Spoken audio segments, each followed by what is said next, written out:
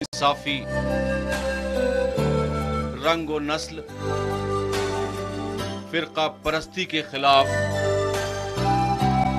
बुलंद होने वाली आवाज, कुरान पाक के वाकयात की रोशनी में हिंदुस्तान की तारीख में पहली बार देखिए हमारा खास प्रोग्राम सदाए हक, सिर्फ चैनल वन न्यूज पर।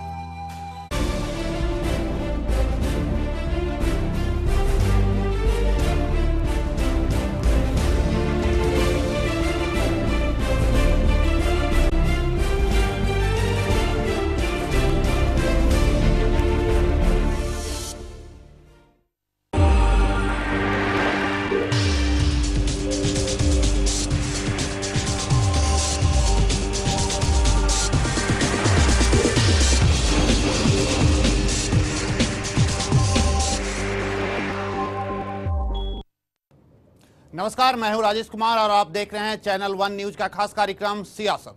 कैश सब्सिडी को केंद्र सरकार गेम चेंजर के तौर पर देख रही थी, लेकिन कैश सब्सिडी को लेकर पहले केंद्र सरकार विपक्ष के निशाने पर थी, अब सहयोगी दल भी आनाकानी करने लगे हैं, जो सरकार की मुश्किलों में इजाफा है। तो वहीं दूसरी तरफ नरेंद्र मोदी ने गुजरात में लगातार तीसरी पारी खेलने के इरादे से प्रदेश की जनता के लिए वादों का पिटारा खोल दिया है। अब ऐसे में सियासत शुरू हो गई है और सियासत में सबसे पहले बात करेंगे मोदी के चुनावी पिटारे की।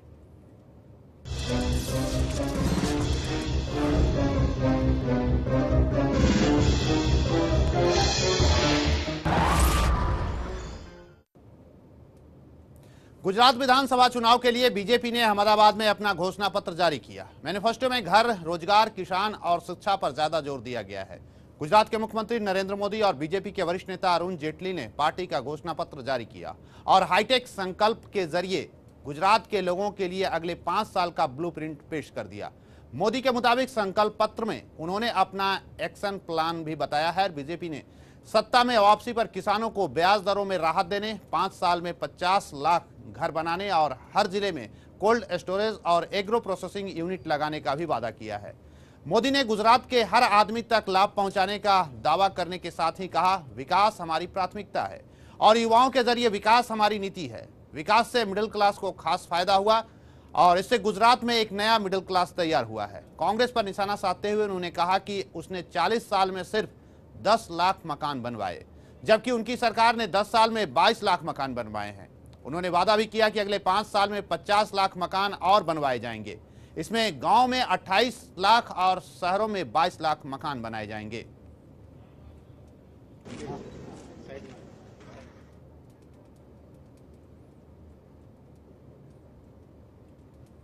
और इस खबर पर ज्यादा जानकारी के लिए हमारे साथ हमारे संवाददाता कौशलेंद्र जुड़ चुके हैं। जरा उनसे जानना चाहेंगे मोदी के इस संकल्प या घोषणा पत्र का क्या मायने निकाला जा रहा है दिल्ली के राजनीतिक हलके में। कौशलेंद्र, आपसे जानना चाहेंगे, मोदी ने अपना घोषणा पत्र जारी कर दिया है, क्या इस घोषणा पत्र के जरिए तीसरी बार मोदी सत्ता संभाल पाएंगे? जी देखें, बिल्कुल जहां तक मोदी के प्रोस्पेक्ट का सवाल है, जहां तक उनके प्रोस्पेक्ट का मामला है, जो पोल कैंपेनिंग चल रही है, उसके बाद जब विधानसभा चुनाव होने हैं गुजरात में, तो देखें इस बारे में कोई दो राय नहीं हो सकती कि जितने भी पोल स्पेशलिस्ट हैं, जो पोल एक्सपर्ट हैं, जो सेफोलॉजिस्ट हैं, जो चुनाव विश्लेषक हैं, सबका ये मानना है कि उनके चांसेस बहुत ज़्यादा हैं। ऑब्वियसली उनको एक वॉकओवर जैसा दिया जा रहा है कि उनके इस बार तो कोई चैलेंज है ही नहीं। देखिए उसका 2-3 कारण है। सबसे बड़ा कारण है कि जो कांग्रेस का वहाँ का जो लोकल लीडरशिप है, जिस तरह से डिफंक्ट हो पड़ा है, जहाँ ऑर्गेनाइजेशनल स्ट्रक्चर नहीं है कांग्रेस का, और जिस तरह से मोदी ने अपने पिछले 2 टर्म में जिस तरह से डेवलपमेंट पे ध्यान दिया है, जिस तरह डेवलपमेंट एक प्लैंक को उन्होंने पोल प्लैंक बना दिया, तो इस इशू पे अगर बात करें तो ऑब्वियसली जहाँ तक चुनाव जीतने की बात है तो और उनके प्रोस्पेक्ट की बात है, तो मोदी के लिए बहुत ज़्यादा परेशानी नहीं आने वाली, इसमें तो कोई दो राय नहीं हो सकती है, क्योंकि उसके बहुत सारे कारण हैं। एक तो उन्होंने डेवलपमेंट पे बहुत ज़्यादा ध्यान दिया है, एक स्वच्छ एडमिनिस्ट्रेशन दिया है, एडमिनिस्ट्रेशन पे बहुत ज़्यादा काम किया है, डेवलपमेंट को एक प्लैंक बनाया, और कांग्रेस का वहाँ ऑर्गेनाइजेशनल स्ट्रक्चर नहीं है। तो सीधी सी बात है, इसके बहुत सारे मायने हैं जो कुछ उन्होंने अपने पोल मैनिफेस्टो में आज कहा, और जिस तरह से शोकेस करना चाहती है बीजेपी मोदी के होल पर्सनालिटी को, होल पर्सोना को, उसका एक पर्पस ये है कि डेवलपमेंट ही एक चुनाव का इशू है। क्योंकि देखें जिस तरह से कांग्रेस शासित राज्यों की बात करें या जो यूपीए 2 की बात करें या यूपीए 1 की भी बात करें, जिस तरह से इन्फ्लेशन एक इशू है, जिस तरह से महंगाई एक मुद्दा है, जिस तरह से करप्शन एक बहुत बड़ा मुद्दा बन गया है, जिसे सिविल सोसाइटी ने भी उठाया, अपोजिशन ने भी उठाया, तो सबका ये मानना है कि आज अगर देश में किसी एक चीज़ पे अगर वोटिंग क्लास को मोबिलाइज किया जा सकता है, उनको पोलराइज किया जा सकता है, तो वो है डेवलपमेंट का इशू। तो बीजेपी जानती है कि मोदी ने इस इशू पे। कौशलेंद्र, आपने सही कहा, कोशिश मोदी ने यही की है कि गुजरात का जो चुनाव हो विकास के मुद्दे पर लड़ा जाए, और यही वजह है कि उसने उनके घोषणा पत्र में, उनके संकल्प पत्र में पूरी तरह से पूरा खाका जो तैयार किया गया वो विकास के इर्द गिर्द तैयार किया गया है। युवाओं पर नजर दौड़ाई गई है, विकास की बात हुई है, मकान की बात हुई है, रोजगार की बात हुई है, लेकिन एक कमी खल रही है कौशलेंद्र, वो है पूरे घोषणा पत्र में महिलाओं को जो तवज्जो मिलनी चाहिए थी, इस घोषणा पत्र में वैसा नहीं देखने को मिल रहा है। जी देखें, ये एक इशू है इस बारे में विपक्ष ने भी, कांग्रेस ने भी इस बारे में उनकी बात की, जिससे माल न्यूट्रिशन का मामला, जो कुपोषण का मामला था, पर्टिकुलरली चिल्ड्रन और विमेन में, इस बात के लिए इशू बनाया गया। और एक ये एक एक्लिज हील कह सकते हैं, जो एक कमजोर पॉइंट कहा जा सकता है, ये नरेंद्र मोदी का एक कमजोर पॉइंट है, लेकिन इस मैनिफेस्टो में कहीं ना कहीं उन्होंने इसको इस पे कंसंट्रेट करने की कोशिश की है। उसका ये तरीका जैसे देखें कि उन्होंने कहा जो भी विमेन कोर्ट है, जो विमेन स्पेशल कोर्ट है, वो और सारे तालुकाओं में भी उनका ये कहना है कि उसकी संख्या बढ़ाई जाएगी।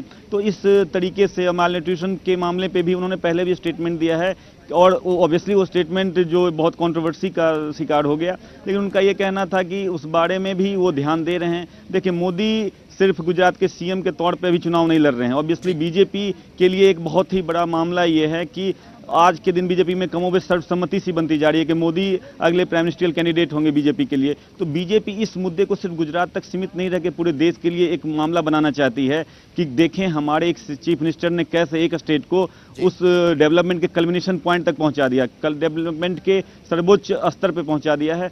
तो अगर गुजरात को हमारा नेता, जो कि हमारा सीएम वहाँ पे था, ये इस तरह से डेवलपमेंट कर सकता है, तो सारे देश में जो एक हवा बनी है विकास के मुद्दे पे, डेवलपमेंट के इशू पे, कहीं ना कहीं जो एक इशू जैसे रीजनलिज्म के नाम पे पहले चुनाव लड़ा जाता था, कास्ट के नाम पे चुनाव लड़ा जाता था, आइडेंटिटी पॉलिटिक्स के आधार पे राजनीति की जाती थी, तो ऑब्वियसली एक उन्होंने चाहते हैं कि एक डेवलपमेंट के इशू पे नरेंद्र मोदी के पक्ष में एक माहौल बनाया जाए। और कहीं ना कहीं बीजेपी का इशारा सिर्फ गुजरात नहीं है, सारा देश है, वो ये मान रहे हैं। और बीजेपी का एक तरीके से आप मान सकते हैं कि सारा लीडरशिप, टॉप लीडरशिप ये मान चुका है कि नरेंद्र मोदी ही उनके लिए आगे आने वाले समय में जो लोकसभा चुनाव होने वाला है प्राइम मिनिस्ट्रियल कैंडिडेट होंगे। तो ऑब्वियसली इसका पर्पस ये है कि डेवलपमेंट को बीजेपी एक इशू बनाना चाहती है, डेवलपमेंट को एक पोल प्लैंक बनाना चाहती है, तो और इस जरिए देश की जनता को मोबिलाइज करना चाहती है।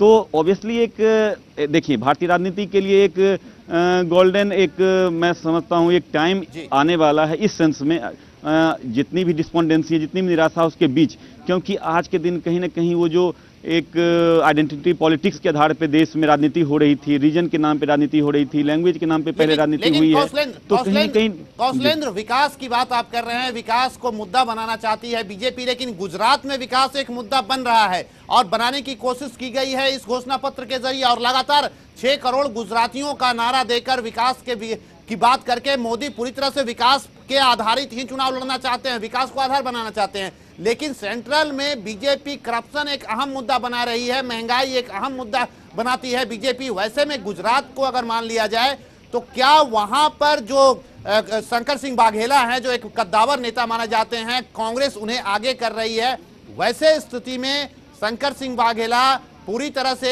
या फिर केशुभाई पटेल जो बीजेपी से अलग हुए हैं, ये दो ऐसे ध्रुव हैं जिनके ध्रुव के इर्द गिर्द घेरने की कोशिश मोदी को की जा रही है। वैसे स्थिति में आज के घोषणा पत्र को लेकर दिल्ली में क्या चर्चा है, कांग्रेस क्या कह रही है और पार्टियां जदयू क्या कह रही हैं, क्योंकि जदयू भी वहां चुनाव लड़ रही है।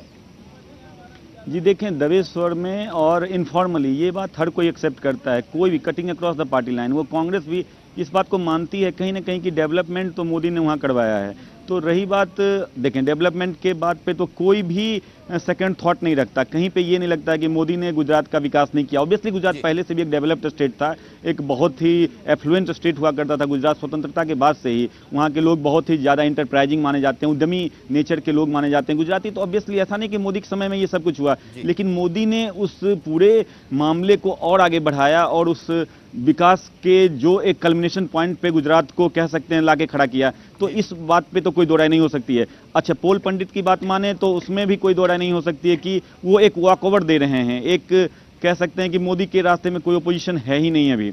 रही बात आप शंकर सिंह वाघेला की बात करें या केशुभाई पटेल की बात करें, तो देखें शंकर सिंह वाघेला अपने ज़माने में बीजेपी के ही कद्दावर नेता हुआ करते थे और उन्होंने रेबल किया, फिर कांग्रेस में आए, लेकिन उसके बाद से उनका जो वो एक होल्ड था गुजरात की जनता के बीच में, गुजरात के पॉपुलेशन के बीच, तो वो अब रह नहीं गया है। केशुभाई पटेल का ऑब्वियसली पटेल कम्युनिटी में एक होल्ड है, उनका भी कुछ पॉकेट है जहां उनका स्ट्रॉन्ग होल्ड है, लेकिन वो बहुत ज़्यादा उनके रेपुटेशन में मोदी के पोल प्रोस्पेक्ट को डेंट नहीं कर पाएंगे, पोल प्रोस्पेक्ट को बहुत ज़्यादा नुकसान नहीं पहुंचा पाएंगे।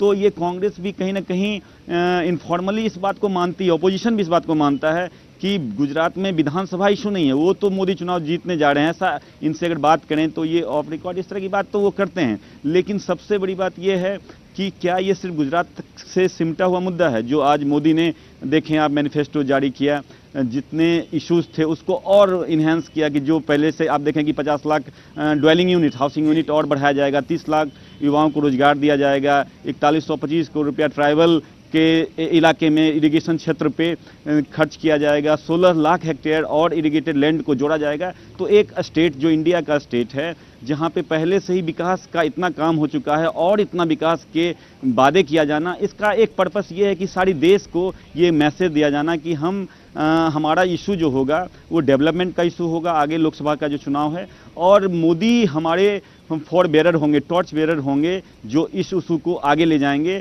और कहीं ना कहीं बीजेपी इस बात को मान रही है और अपोजिशन पार्टी भी मान रही है कि एनडीए के लिए अगर कोई प्राइम मिनिस्टरियल कैंडिडेट होगा तो कहीं ना कहीं नरेंद्र मोदी ही सबसे ज्यादा फ्रंट रनर के तौर पे दिखते हैं। कौशलेंद्र, बहुत जल्दीबाजी होगी अभी ये कहना कि एनडीए के तरफ से नरेंद्र मोदी उम्मीदवार हो सकते हैं। हाँ, बीजेपी कर सकती है, एनडीए पूरा बीजेपी के इस फैसले को मानने को तैयार नहीं हुआ, क्योंकि नरेंद्र मोदी के मसले पर जदयू पहले ही नाराजगी जाहिर कर चुका है। विकास मुद्दा अगर नरेंद्र मोदी का होता है तो वहीं सीएम नीतीश कुमार का भी मुद्दा विकास होता है, तो हमें नहीं लगता है कि जदयू नरेंद्र मोदी को स्वीकार करेगी।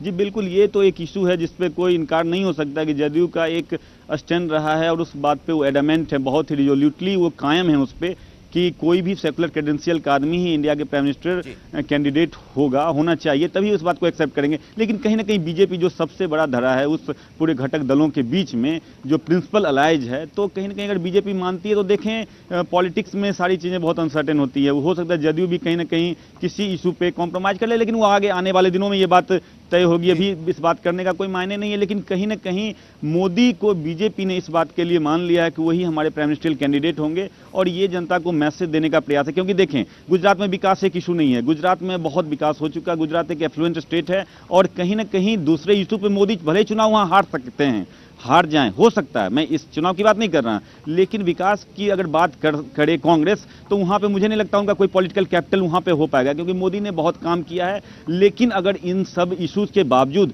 अगर उनका ये कहना है कि हम और आगे चीज़ों को इम्प्रूव करेंगे और जो भी एक थोड़ा सा भी अगर कोई कमी रह गई, जैसे माल न्यूट्रिशन का मामला देखें चाइल्ड और विमेन में, तो उसको भी एड्रेस करने की कोशिश की जाएगी। तो सिर्फ ये मामला मुझे गुजरात तक का नहीं दिखता है।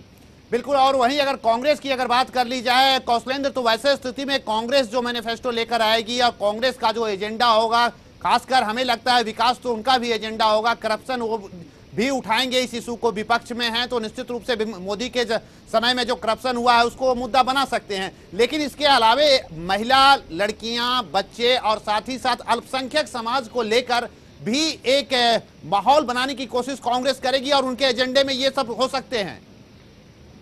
जी देखें, इस बात से भी बिल्कुल इनकार नहीं किया जा सकता कि मोदी का भी अपना कुछ फ्लिप साइड है, उनके व्यक्तित्व का कुछ फ्लिप साइड है। आप देखें उनके सेकुलर क्रेडेंशियल का मामला तो मैं उसकी बात अभी नहीं करता, लेकिन अगर डेवलपमेंट के ही इशूज पे तो कुछ ऐसे सेक्टर्स रहे हैं जो अनटच्ड रहे हैं विकास से। जैसे ऑब्वियसली आपने पहले ये मामला उठाया, बताया भी कि जैसे माल न्यूट्रिशन का मामला है, स्त्रियों में, बच्चों में और इस तरह के इशूज में, और खासकर माइनॉरिटी एरियाज में जो डेवलपमेंट का वो कंसंट्रेशन नहीं है, उतना डेवलपमेंट का फोकस नहीं है, तो कहीं ना कहीं कांग्रेस इस बात को कैपिटलाइज करने की कोशिश करेगी, कहीं ना कहीं कांग्रेस उस बात को चुनावी तौर पे भुनाने की कोशिश करेगी। लेकिन देखें कांग्रेस ने कहीं ना कहीं ये खुद मान लिया है, अगर ऐसा नहीं होता तो जो इनका प्राइम मिनिस्टरियल कैंडिडेट है, ऑब्वियसली हम कोई जानते हैं जो इनका सबसे बड़ा नेता है, वो उस तरह से पोल कैंपेनिंग वहाँ पे नहीं कर रहे हैं। राहुल गांधी को उन्होंने उस तरह से उतारा नहीं, या शायद ही कोई सभा की, और सोनिया गांधी ने भी उस तरह से बहुत ही एग्रेसिवली पोल कैंपेन नहीं किया। तो जो वहाँ का लोकल यूनिट है और यहाँ का जो मीडियम रेंज का पॉलिटिकल लीडरशिप है कांग्रेस का, वही कैंपेनिंग कर रहा है। तो कहीं ना कहीं वो इस बात को मान चुका है कि गुजरात में आप चाहे जिस इशू को उठाएं, लेकिन इस बार तो कम से कम मोदी को वो ये मान रहे हैं, फॉर्मली नहीं तो इनफॉर्मली जरूर, कि कहीं पे कोई कांग्रेस के लिए चांस नहीं बनता, लेकिन हाँ इस इशू पे वो जरूर घोड़ने की कोशिश करेंगे। नहीं बनता है या बनता है, कौन होगा मुख्यमंत्री, इसका फैसला भी बहुत जल्द हो जाएगा। बहुत बहुत शुक्रिया हमसे बात करने के लिए कौशेंद्र। अब ऐसे में सवाल उठता है कि मोदी क्या तीसरी बार मुख्यमंत्री गुजरात के बनेंगे? फैसला बहुत जल्द हो जाएगा, लेकिन आप हमारे साथ बने रहिए, हम आपको एक और अहम खबर की ओर ले जाएंगे, उस पर भी चर्चा करेंगे। वजह क्यों? क्योंकि सियासत उस पर भी शुरू हो गई है। मामला है कैश सब्सिडी योजना की।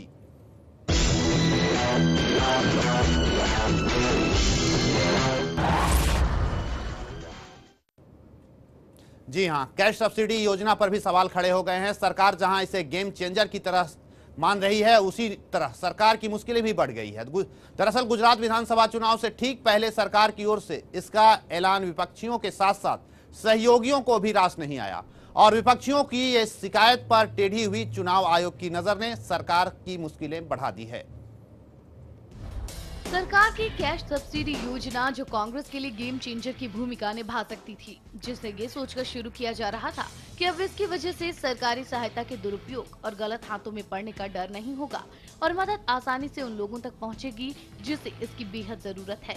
लेकिन शुरू से ही विपक्षी पार्टियां इसे कांग्रेस के लिए वोट का एटीएम मान रही थी और आचार संहिता लागू होने के दौरान सरकार की तरफ से चलाई जा रही इस योजना की घोषणा पर विपक्ष को ऐतराज भी था। सो उसने चुनाव आयोग को इस बाबत एक शिकायत पत्र भी लिखा। अकेली बीजेपी ही नहीं है जिसे इस ऐलान से परेशानी हो।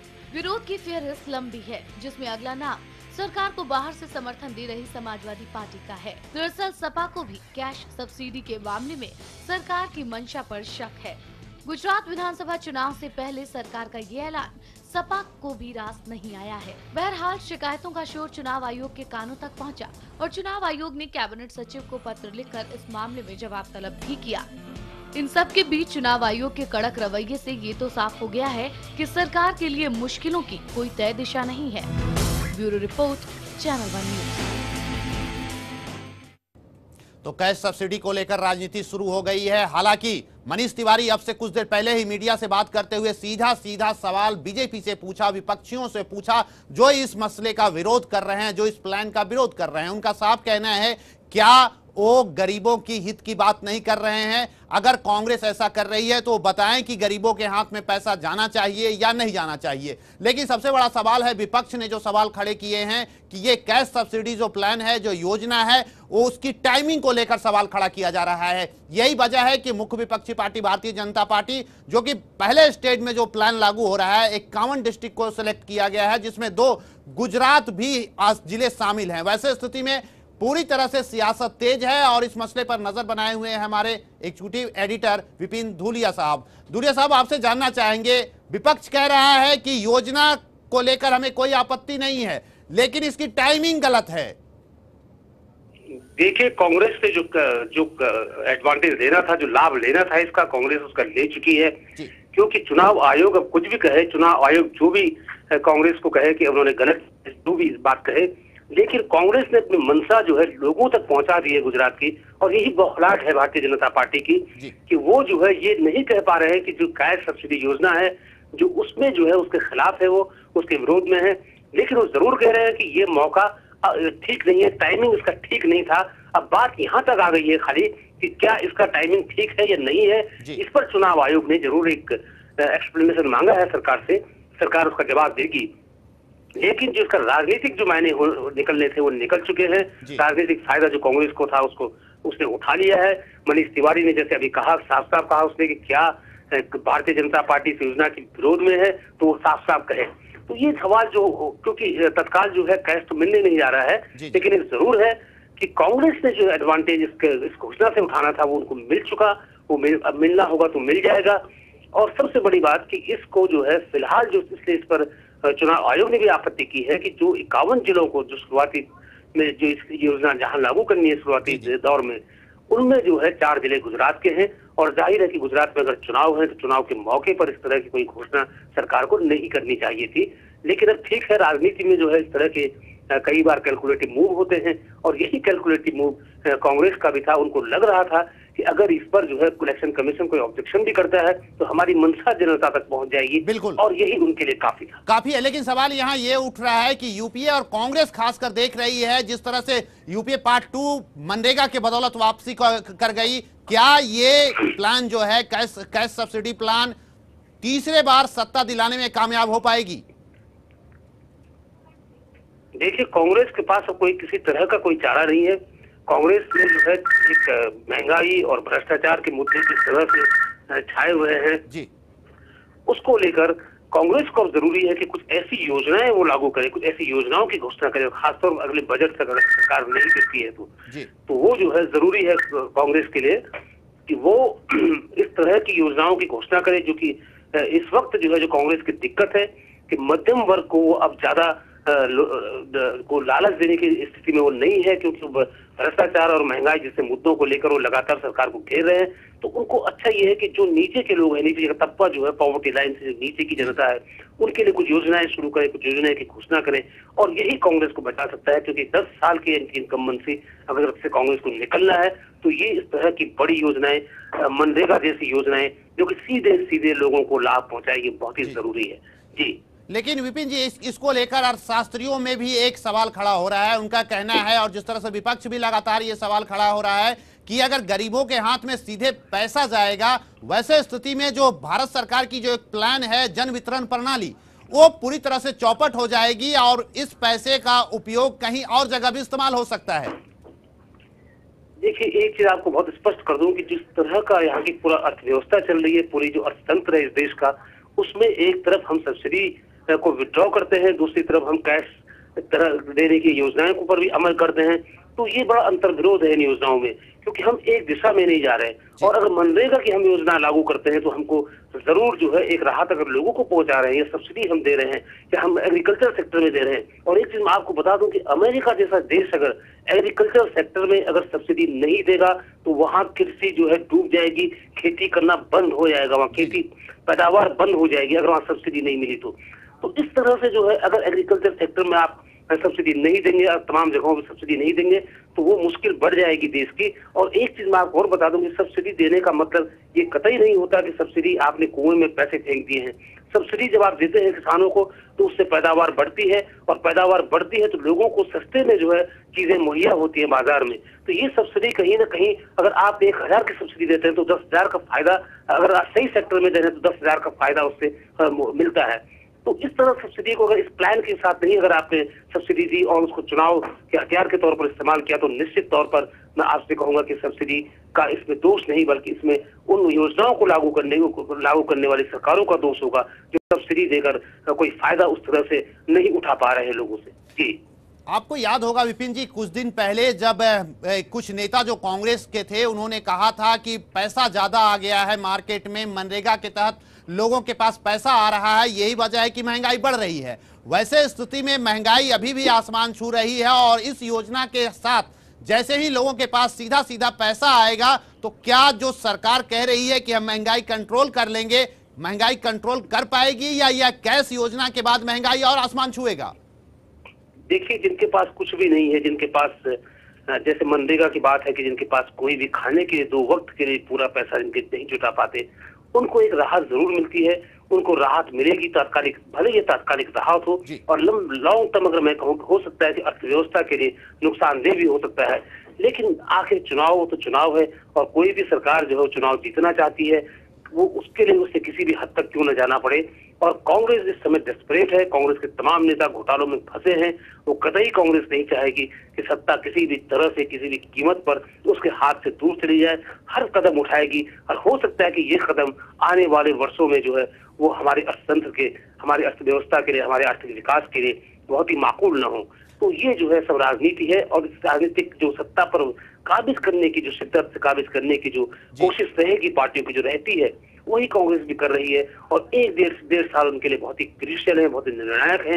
इनमें वो हर वो कदम उठा देना चाहते हैं कि ताकि लोग उनको एक बार फिर से मैंडेट दें।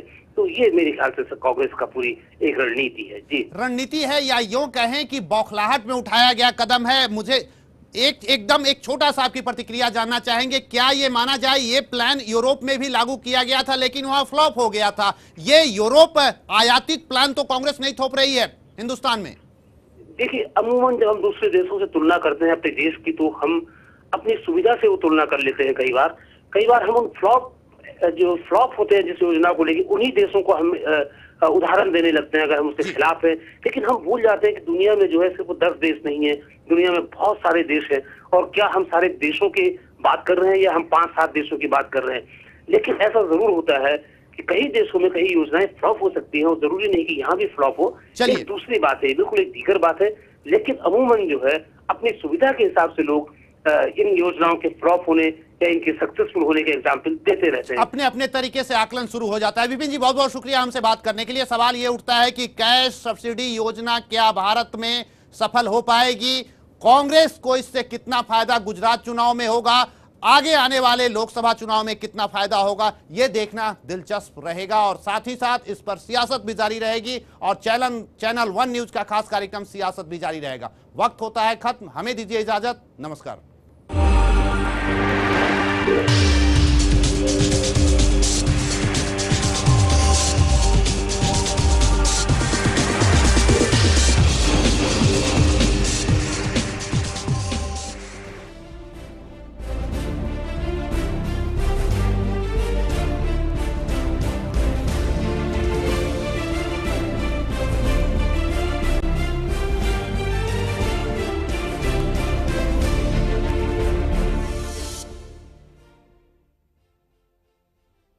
तालीम